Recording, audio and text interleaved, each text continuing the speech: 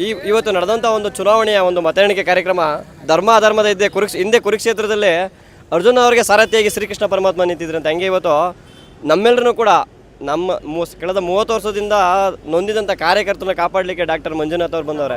ಇವತ್ತು ನಮ್ಮ ಬೆಂಗಳೂರು ಗ್ರಾಮಾಂತರದಲ್ಲಿ ಧರ್ಮ ಗೆದ್ದಿದೆ. ಈ ಮುಖಾಂತರ ಡಿ ಕೆ ಸುರೇಶ್ ಅವರಿಗೆ ಒಂದು ಮಾತು ಹೇಳಲಿಕ್ಕೆ ಇಷ್ಟಪಡ್ತೀನಿ. ಮಿಸ್ಟರ್ ಡಿ ಕೆ ಸುರೇಶ್ ಅವರ ಸರ್ಕಾರಿ ಕಚೇರಿಗಳು ನಿಮ್ಮ ಆಫೀಸ್ಗಳಾಗಿದ್ದು ಇನ್ಮೇಲೆ ಅವೆಲ್ಲ ನಡೆಯಲ್ಲ. ಮಂಜುನಾಥ್ ಡಿ ಕೆ ಸುರೇಶ್ ಅವರ ನಾಳೆಯಿಂದ ನಾವು ಕೂಡ ಸರ್ಕಾರಿ ಕಚೇರಿಗಳಿಗೆ ನುಗ್ತೀವಿ.